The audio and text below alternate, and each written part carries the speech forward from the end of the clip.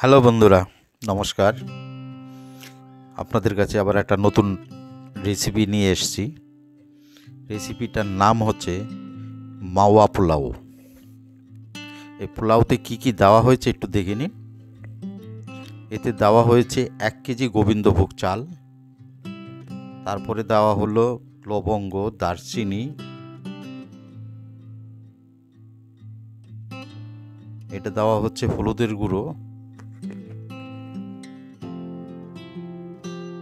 এরপরে দেওয়া হচ্ছে এলাচ দানা, কাজু বাদাম,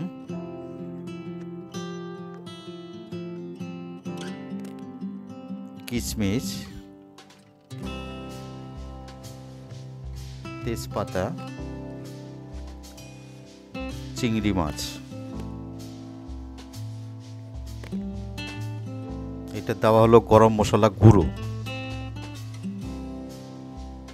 এইটা দেওয়া হলো মাওয়া, মানে ক্ষীরটাকে ওটাকে গুঁড়ো করে দেওয়া হলো।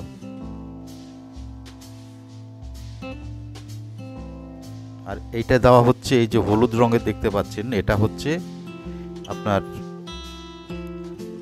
যে ঘি তৈরি হয় ওই ঘিয়ের ছাকাটা।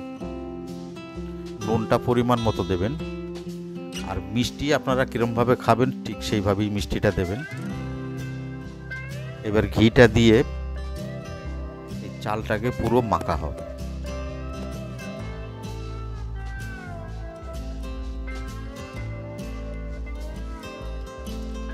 এই রান্নাটা কিন্তু খুব সহজ রান্না।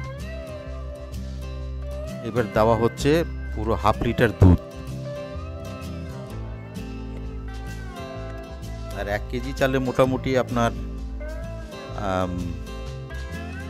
250 গ্রামের মতো ঘি লাগবে। এবার ½ লিটারের মতো দুধ দেওয়া হয়েছে, তারপরে বাকিটা জল। দেখুন পোলাওটা কিন্তু হয়ে এসছে। এবার লাস্টের একটু ঘি দিয়ে ওটাকে ভালো করে ঝাঁকিয়ে নিয়ে নামানো হলো।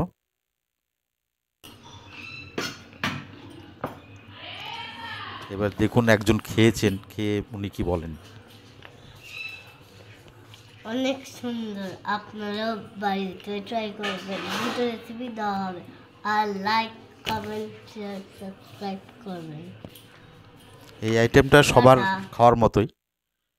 দেখুন আপনারা বাড়িতে বানিয়ে খেয়ে ভালো লাগলে লাইক, শেয়ার, কমেন্ট করবেন। নমস্কার।